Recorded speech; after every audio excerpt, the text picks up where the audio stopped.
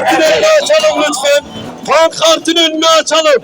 Kıymetli arkadaşlar, yelekli arkadaşlar, sağa ve sola dolanalım, ortada kalmayalım.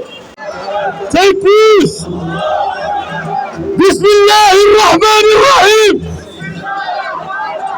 Kul! Lillezine keferu! Fetuhlebune! Ve tuhşerune! İlâ cehennem! İlâ cehennem! İlâ cehennem! Ey kafirler! Yenileceksiniz! Ve toplanıp cehenneme sürüleceksiniz! Cehenneme sürüleceksiniz! Cehenneme sürüleceksiniz! Tekbir! Tekbir!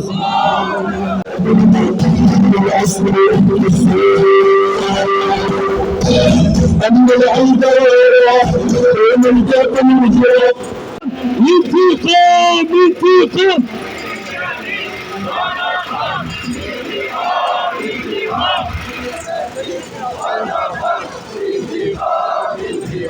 Bilmeye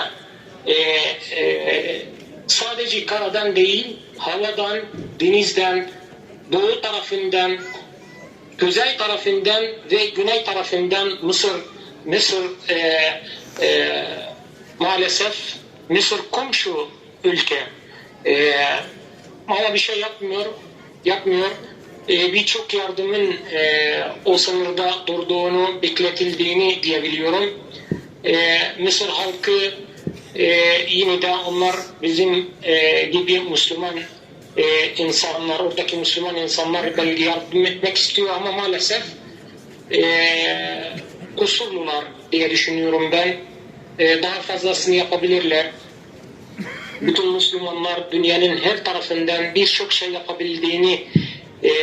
yapabileceğine inanıyorum. Bugün Türkiye'deki her tarafta tekbirlerin getirildiğini takip ettim medyadan. Allah razı olsun sizlerden. Yani ben Türkiye'de belli bir süre yaşadım ve Filistin'e karşı, Gaza'ya karşı hassasiyetinizi takdir ediyorum ve çok iyi biliyorum. Sizleri seviyoruz.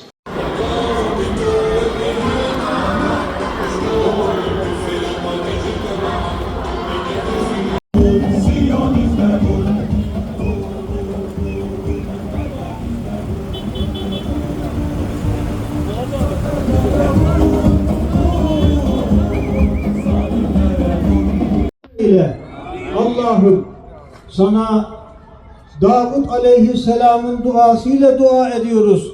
Rabbena efrig aleyna sabran ve sebbit akdamena.